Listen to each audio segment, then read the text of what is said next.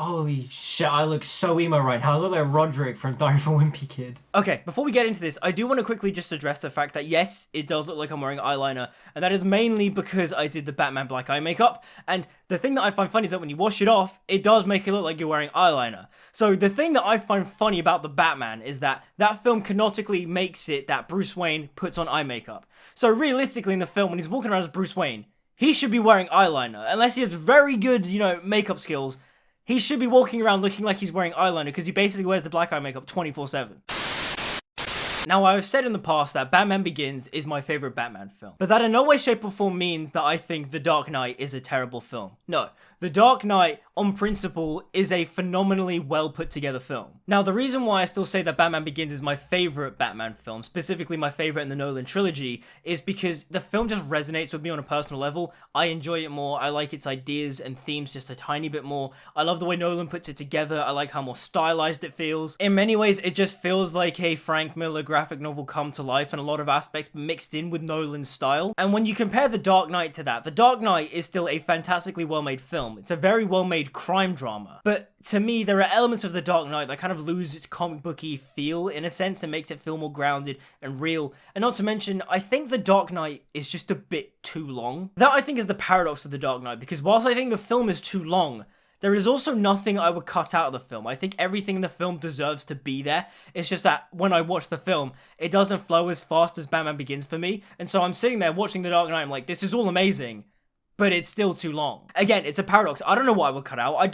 There's nothing I would cut out. I love this movie. That being said, I do have issues, nitpicks, whatever you want to call them with the film, and we'll go through those first. Gotham City seems to have magically transformed in between films, and it now looks like a generic industrial district compared to the ratty, grimy city that Nolan depicted in Batman Begins. I don't like the new suit that Batman gets in The Dark Knight. Sure, he can turn his head, but I think the suit is just way too over-designed. There's so many pieces on the suit, and the cloth cape doesn't gel with the texture of the suit. It just looks weird to me. Also, it doesn't help the fact that Christian Bale just looks like he's absolutely suffocating under the mask. Like, it's right pressed up right against his face, and it's just like, Harvey Dent, can we trust him? There are also certain times in the film where they just forget to properly light Batman, so the suit's underwhelming textures stand out, specifically this shot of Batman standing in the vault. That being said, cinematography-wise, The Dark Knight looks gorgeous. It is a very good-looking film, it's a very nice-looking film, but my issue is that the film, whilst it looks nice, doesn't look inherently stylish. Everything seems fairly neutral or flat. There's not a great deal of depth of field. And that being said, depth of field is not the king of cinematography, but it does make things look pretty in a lot of times. And whilst there are a lot of pretty shots in The Dark Knight, overall it just feels kind of homogenous, I guess, especially when you compare it to something like The Batman, where Greg Fraser's cinematography in that film is much more colourful, there's a lot more style to it, there's much more of a deeper focus on everything, and everything feels just a little bit more fantastical, because whilst The Batman is gritty and grounded, the cinematography elevates it and makes it feel more like a comic book graphic novel than, say, what Nolan does in this film,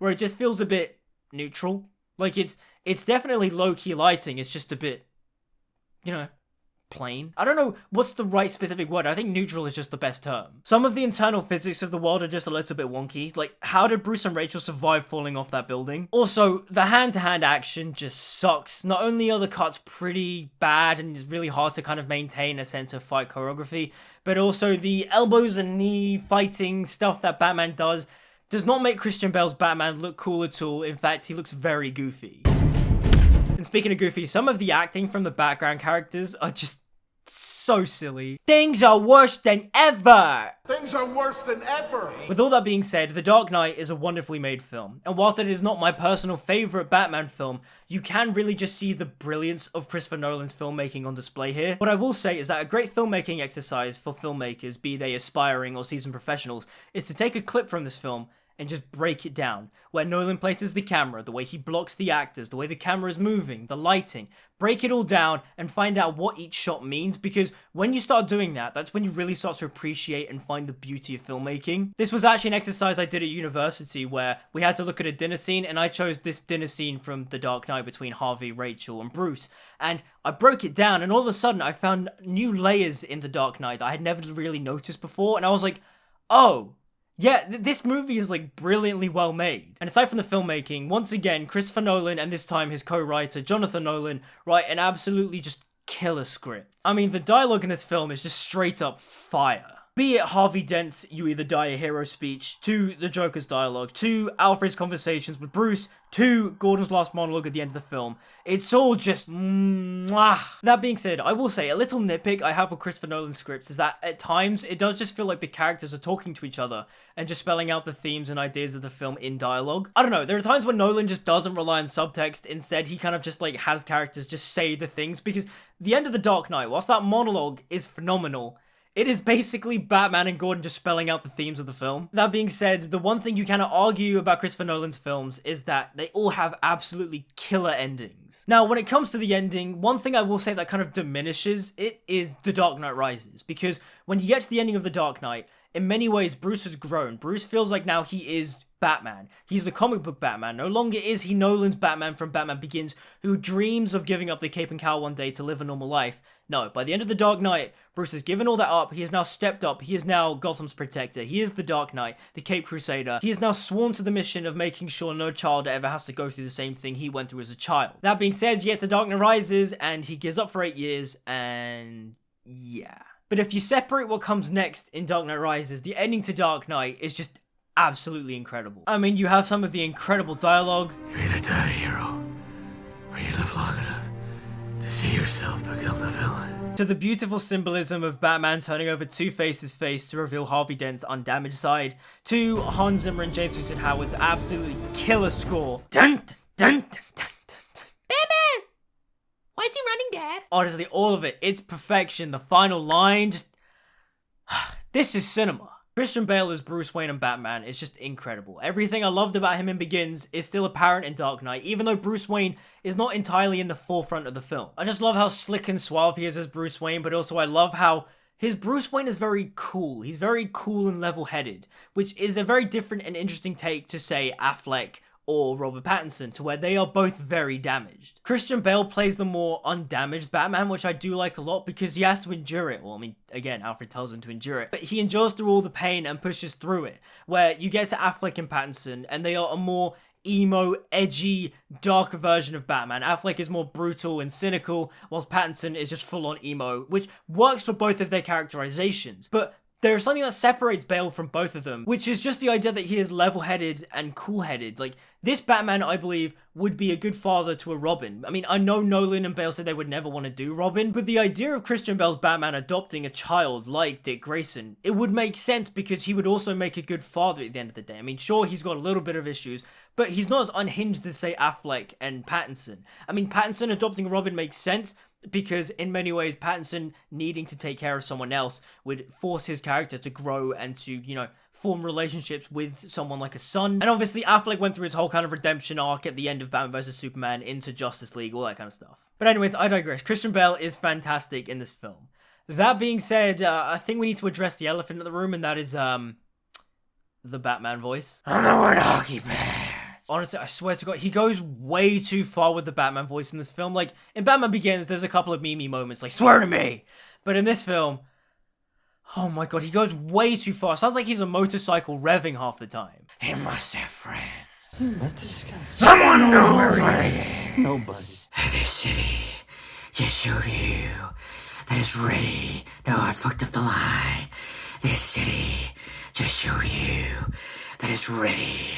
No, believe I fucked up the line again. Heath Ledger as the Joker is absolutely phenomenal. There is no doubting that. There is no arguing that. But that being said, Heath Ledger's Joker is not my ideal version of the Joker. My favorite interpretation of the Joker is Mark Hamill, and it always will be. I love it whenever the Joker is over the top and theatrical and greetings Gotham City, it's me, the Joker, the clown prince of crime. I mean, I'm still waiting for the day where we get a creepy but also funny and theatrical version of the Joker on screen akin to Mark Hamill's Joker.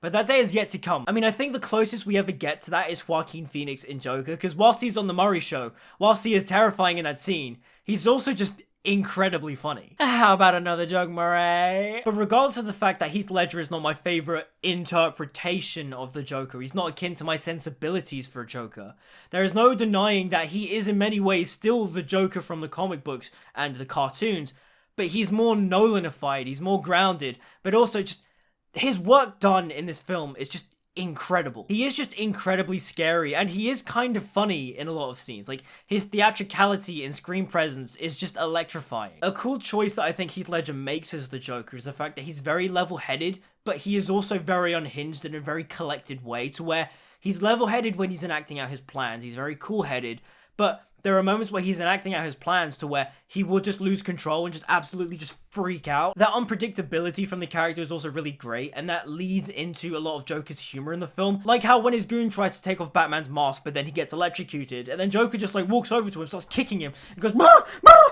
Like, it's insane, but it's so good. Are you Batman? Then why do you dress up like him? Oh, my father was a drinker and a fiend. He puts the blade in my mouth and goes, "Why so serious?" Now, Maggie Gyllenhaal is completely fine as Rachel Dawes, but it's weird when you put her next to Christian Bale, there's a weird contrast between the two. Like, I like Katie Holmes and Christian Bale together because they look in a similar-ish age range. But you compare Maggie Gyllenhaal and Christian Bale together and just, she looks older than him, and they don't really suit each other as much as Bale and Holmes did in Batman Begins. Like, Maggie Gyllenhaal and Christian Bale have fine chemistry. They work. It's alright. But I just prefer the dynamic of Rachel and Bruce in Batman Begins because Holmes and Bale have better chemistry. That being said though, Maggie Gyllenhaal does a perfectly fine job in the role. She does it very well. She plays it very well. She's good in this film. Now getting on to Aaron Eckhart as Harvey Dent, Two-Face. He's just incredible in this movie. Like, if it wasn't for Heath Ledger's passing, and Heath Ledger also delivering an absolutely killer and iconic performance as the Joker, I think more people will be talking about Aaron Eckhart as Two-Face because he is just so good in this movie. His screen presence is so good. The dinner scene that I was talking about earlier with Bruce and Rachel and Harvey, he is so electric on screen. He is so charming and charismatic. When you hear him talk, and he does his analogy about, you know, the Romans and all that kind of stuff, and he's just talking, he's so captivating to listen to. Like, I immediately understand why Bruce sees this guy and goes, yep, this is the guy that needs to replace me as not necessarily Batman, but as Gotham's protector, because this is what Gotham needs. Gotham needs an elected official that is willing to clear house, that is also good and morally just. Not a vigilante like Batman, someone that is of the law. And because Harvey Dent is so charismatic, so charming, him turning into Two-Face is incredibly heartbreaking because, in a way, when Batman and Gordon say they lost everything, specifically Harvey,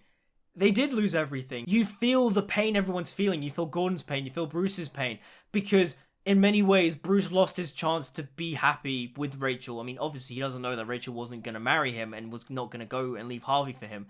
But at the end of the day, you feel that loss of hope because Gotham kind of lost its white knight. Because Harvey Dent was everything Gotham needed it to be. Again, it's that theme of the Joker from the comics, that idea of all it takes is one bad day to break a person, and just, it's so good. Like, the visual effects also in Harvey Dent when he's Two-Face is so well done. I mean, nowadays it's showing his age like a little bit, but other than that, it's still relatively flawless. It is a shame that he only gets to be Two-Face for like 10 minutes. Like, I get it, it's incredibly thematically resonant for him to die in this film because, you know, you either die a hero or live long, blah, blah, blah. I get that. It's just that he's so good and I wish we could have gotten more, but again, I'll allow it. You thought we could be decent men in an indecent time. Michael Caine is still just the best Alfred. I absolutely love him in this role. Just, he's so heartwarming, but there's so much humor with him. You really feel that paternal side to him when he's with Bruce, and just some of Michael Caine's line deliveries in this film I just absolutely love. Rubies,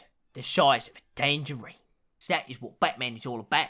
Batman can do that. I love his speech to Bruce about, you know, endurance and, you know, Batman being the thing that can endure all this pain because that's what Gotham needs Batman to be. It's so good. Morgan Freeman is also still just amazing as Lucius Fox in this film. He's so good. All the supporting cast in this film, they're so great. Like, Christopher Nolan just absolutely nailed it when it comes to casting for the Dark Knight Trilogy. Granted, there are a couple of, you know, culturally inappropriate things, like, you know, Liam Neeson, an Irishman, portraying an Arabian man like Ra's al Ghul. But again, the performances themselves are incredible. Like, everything down to most of the supporting cast. Like, again, there's still that guy from earlier. Things are worse than ever. One of the things I love about this film is the opening scene with Scarecrow. I mean, Cillian Murphy's cameo is awesome, but also I love how it thematically adds to the idea of escalation that they ended off Batman Begins with, because it just pays it all off. You get the Batman copycats, you get more villains, you get more criminals, and thematically, The Dark Knight is the escalation Batman Begins was talking about. Now getting onto the action. I mean, like I said earlier before, the hand-to-hand sucks. It's dog crap. Nolan can't film a fight scene. I think Nolan probably learned how to film a fight scene with Inception, but then he just can't do it with Batman because the fight scenes in Dark Knight Rises aren't that great either. But then he'll just go above and beyond with action fight sequences in Tenet. Like, I don't get it. The one time he has to do a great fight scene with Batman, he just can't do it. But when it comes to everything else, he can do it perfectly fine. That being said, the car/motorcycle chase halfway through the film is just incredible. I mean, I love the Tumbler, and it did hurt my heart to see the Tumbler blow up. But that being said, the Batpod is amazing. I love it so much. The way that motorcycle turns, oh, it's so sexy. And one of the things I really just love about Nolan's Batman films is how they have a kind of James Bond-like quality to them. I mean, you can really feel it when Bruce is on the yacht with the prima ballerinas, and then he just dives off the boat and gets onto a plane and then just flies off. It feels very much like James Bond. It's so cool. I love just how stylish Nolan's Batman films are. And just, again, Nolan has said he would love to do a James Bond, but obviously he made Tenet because he probably won't ever sign on to do something like Bond one day, but I think it would be cool to see Nolan tackle Bond because I'd love to see his take on it. But to wrap things up, The Dark Knight is a phenomenal film. I do love this movie, but again, I do think it's too long, but again, I have no idea what I would cut out from it. Like, I genuinely don't. I love everything in this film. It's just that when it comes to personal preference, I just prefer Batman Begins. And whilst I have my little qualms and nitpicks here and there, this film is just incredibly well made. Christopher Nolan's Dark Knight is just, it's such a great film. Just everything about it, cinematography, camera movement, acting, it's all stellar. I will say the film does get impacted slightly by The Dark Knight Rises because, again, this film very much feels like this is the true beginning of Batman. By the end of this film, Bruce Wayne is Batman. He's going to be comic book Batman that we know from the comics. And then he gets The Dark Knight Rises and he's retired for 8 years and it's like, wait, what? That did not feel like what Nolan was setting up here. But those are just my thoughts on The Dark Knight. What do you guys think? I'm assuming you guys will think it's a phenomenal masterpiece because it is. It is just incredibly well made. And I'm also going to assume you all think this is the best Batman film. I mean, let me know in the comments down below. Like, subscribe, follow me on social media, all that good stuff. Until we meet again, I'll see you guys next time. I'm the Joker, baby! Whee!